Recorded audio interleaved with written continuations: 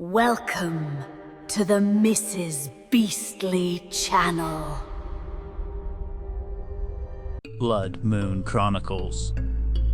Chapter 28. The Factory Behind the Curtain. If you ever thought your local manufacturing plant was bad, you know, the kind with the flickering lights, the rhythmic thudding of hydraulic presses, and a lunch lady who looks like she's been dead since the Reagan administration, think again. Because we weren't walking through a factory for car parts or cheap canned beans. We were walking through a freaking meat processing plant for the soul. The warden led us deeper into the pocket dimension, and I swear, the air grew so thick with the smell of iron and ozone that I was practically chewing my way through every breath. It wasn't just bad smell, it was the kind of smell that sticks to your clothes, your hair, and stays in the back of your throat like a bad memory you can't scrub off with cheap whiskey. "Stay close," the warden commanded. His voice didn't just travel through the air, it vibrated inside my skull, accompanied by that nauseating hiss-hiss click of the static, and try not to step on anything that looks like it's thinking. "Is that a requirement?" Mike muttered, though I could hear his voice trembling. He was clutching his flashlight like a holy relic, and honestly, after seeing what we'd seen in the loop, I didn't blame him. Because if there's a tax for stepping on sentient floor meat, I'm definitely over budget. "Not now, Mike," Rhonda hissed, but even she was looking a little pale under the flickering, sickly light of our torches. As we rounded a corner, the factory finally revealed itself, and it was enough to make me wish I'd just stayed in bed with a mild concussion. It wasn't made of steel or brick, it was organic. Massive, pulsating walls of what looked like muscle tissue lined the corridors, weeping a clear, viscous fluid that hissed when it hit the floor. Every few seconds, a heavy thump squelch echoed through the hall, like something massive and soft being dropped from a great height. "My gosh," Bubba whispered, actually dropping his cigar for once in his life. He stared at one of the massive glass vats lining the hallway. Is that a limb?" I squinted. Inside the vat, suspended in a glowing neon blue liquid that smelled like ammonia and old pennies, was a human arm. But it wasn't just an arm. It was connected to a web of twitching nerves and pulsing veins that stretched out into the surrounding tissue like a biological circuit board. "It's not just limbs, Bubba," I said, my voice sounding hollow even to me. "Look at the other tanks." We moved past row after row of these grotesque incubators. In one, a pair of wolf ears were frantically twitching against a skull that was still half-formed. In another, something with translucent skin and rows of needle teeth was trying to tear its way out of a cocoon made of human hair. It was a production line for nightmares. "Victor isn't just some guy in a cape playing God," I said, the realization hitting me like a punch to the gut. "He's a middle manager. He's running a franchise of horrors." "A franchise?" Mike squeaked. "What, does he get a free mocha when he successfully converts a small town into a feeding ground? Does he have a loyalty card for the apocalypse?" "The scale is efficient," the warden noted, his static-filled gaze sweeping over a massive churning machine in the center of the room. It was a colossal contraption of bone and brass. It looked like an ancient clockwork engine that had been grafted onto a giant heart. Every time the central piston, a massive calcified femur, slammed down into the floor, the entire facility shuddered, and a high-pitched agonizing shriek echoed through the pipes. "It's harvesting," Rhonda whispered, her eyes wide with terror. "The fear, the energy from the loop, it's being processed here." She was right. As we watched, a series of glass tubes funneled something dark and swirling into the machine, a concentrated essence of pure, unadulterated panic. The machine hummed ground, a sound like teeth chewing on gravel, and spat out several heavy leather-bound canisters that were immediately whisked away by shadowy, multi-limbed workers. "Look at them," Bubba muttered, pointing to the workers. They weren't quite human, but they weren't quite monsters either. They moved with a terrifying mechanical precision, their bodies composed of shifting shadows and bits of discarded anatomy. They didn't speak, they just hummed in that same low-frequency static that was slowly driving us all insane. "If we don't shut this down," I said, looking at the massive pulsing central valve that looks suspiciously like a giant petrified jugular vein. "We're not just going to die. We're going to be processed into someone else's midnight snack." "We need to find the main valve," Rhonda said, her voice hardening with a resolve that I hoped was more than just adrenaline, "before the next harvest is complete." Mike looked at the massive churning engine of death and then at me. "Can we talk about how shutting down the factory usually involves much more competent people? Like, can we maybe just call an inspector? Or a priest? Or a very aggressive plumber?" "No," I said, grabbing a heavy-duty wrench from my pack, the one that had become my unofficial mascot for this entire disaster. "We do this the hard way." As we moved toward the central engine, the walls seemed to lean in closer, the pulsing muscle of the factory rhythmic and hungry.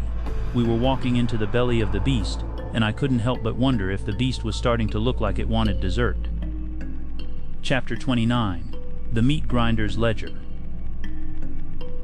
I've always been a fan of industrial design, but usually, I prefer things like mid-century modern chairs, or perhaps a particularly sleek espresso machine. I do not typically enjoy being inside a sentient pulsating meat processing plant that seems to be powered by the collective trauma of every person who ever forgot their umbrella on a rainy day. "Keep your eyes peeled," Rhonda hissed. She was leading the way, her flashlight beam cutting through a fog so thick you could practically chew it like old taffy. "And for the love of everything holy, if you see something that looks like a piece of us hanging from a hook, just keep walking." "No promises," Mike muttered. He looked like he was one bad decision away from a nervous breakdown, which, considering our track record, was saying something. He was clutching his flashlight so hard I thought the glass might actually crack and give him tetanus. I'm pretty sure I just saw a kidney in that vat back there, and it was waving at me, like a friendly wave. But still, creepy. The factory was an absolute nightmare of biological engineering. The walls weren't stone or steel, they were massive, undulating slabs of muscle tissue that hummed with a low-frequency vibration that made my teeth ache and my stomach do slow-motion somersaults. Every few seconds, a heavy thump squelch echoed through the corridor, as if some giant invisible chef was preparing a very large, very unholy stew. "Look at this," Bubba said, his voice devoid of its usual "I'll-die laughing" sarcasm. He pointed to a series of massive translucent tubes running along the ceiling. They weren't carrying water or oil. They were filled with a swirling dark crimson sludge that pulsed in rhythm with the thumping heartbeat of the facility. "That ain't exactly Gatorade, is it?" "It's essence," I said, my voice sounding hollow even to myself. "The harvest. It's the fear, the dread, and the sheer oh my gosh why is there a mouth in the wall energy from the loop. They're refining it." We reached a massive clearing, or rather, a chamber that felt less like a room and more like the inside of a giant weeping wound. In the center stood the engine. It was a colossal, terrifying contraption of bone, brass, and something that looked suspiciously like calcified human vertebrae. A central piston, shaped like a massive femur, slammed down into a pool of dark ichor with a rhythmic thud crunch that sent tremors through our very bones. Every time it hit, the air filled with a high-pitched, agonizing shriek, the kind of sound that makes you want to go back to being a toddler and hide under your covers. "There's the main valve," Rhonda said, pointing toward a massive throbbing junction at the base of the machine. It looked like a giant petrified jugular vein, twitching with every stroke of the piston. "If we can cut it off, the whole system should starve." "And how do we plan on doing that?" Mike asked, eyeing the spinning gears of teeth and bone. "With a gentle suggestion? A strongly worded letter to the manager of Hell level." "With this," I said, pulling out the heavy-duty wrench I'd been treating like a lucky charm for the last 3 chapters. It was dented, blood-stained, and probably cursed, but it was all we had. As we stepped forward, the shadows didn't just move, they uncoiled.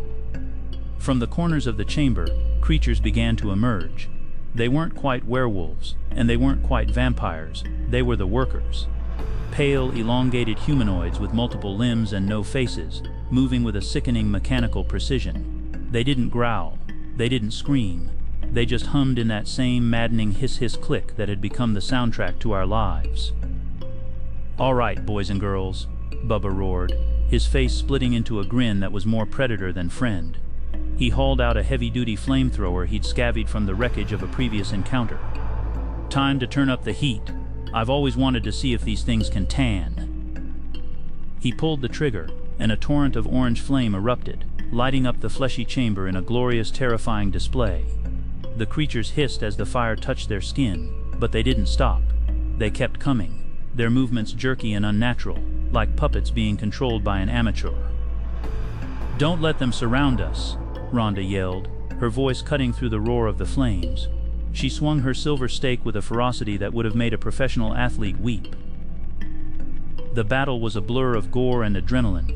I remember swinging my wrench against something hard and wet, feeling the vibration travel up my arms. I remember Mike diving behind a vat of glowing blue liquid just as a burst of static-infused shadow missed his head by an inch. I even saw Bubba laughing truly, wildly laughing, as he sprayed fire into a cluster of those faceless workers. "The valve!" Rhonda screamed over the din. "Mike, get to the valve!" Mike didn't hesitate. He scrambled across the floor, dodging between the legs of a creature that looked like it had been assembled from spare parts and bad intentions. He reached the base of the machine just as a massive bone-like gear swung toward him. "Move!" I shouted, throwing my wrench at the gears. It didn't stop them, but the distraction worked. The mechanism groaned and stuttered for a split second, allowing Mike to dive clear. He grabbed the pulsating jugular vein. "It's too slippery," he yelled, his fingers sliding through the dark ichor. "I can't get a grip." "Use your belt, or your dignity. Just do something," I screamed back, parrying a blow from a shadow creature with my wrench. With a desperate guttural roar, Mike hauled himself upward, wrapping his jacket around the vein and pulling with everything he had. For a second, nothing happened. The machine just kept thumping, the rhythm mocking us. Then, we heard it. A sound like a giant's ribcage snapping in half. The main piston stalled. A gout of black, pressurized sludge sprayed from a seam in the machine, coating Mike and sending him sprawling backward. The screaming, that high-pitched, soul-piercing shriek, changed pitch, descending into a low, dying moan that vibrated in our very marrow. "It's working!" Rhonda cried out, her eyes bright with desperate hope. The massive, bone-filled engine began to shudder. The walls of the chamber started to weep even more profusely, and the rhythmic thumping slowed, becoming a heavy, uneven stumble. The meat of the factory was beginning to fail. "We're not done," Bubba yelled, pointing toward the center of the machine where a glowing white-hot core was beginning to fracture. "The whole thing is going to blow. We need to move, and we need to move now." I looked at the exit, then back at the churning, dying god of meat and brass before us. My heart was hammering a rhythm of its own, a frantic, terrified beat that whispered one truth. We might have broken the machine, but I had a feeling the machine wasn't finished with us. Please stay tuned for the next installment of Blood Moon Chronicles. Oh, by the way, don't forget to like, share, and subscribe. I'll see you soon, my friends.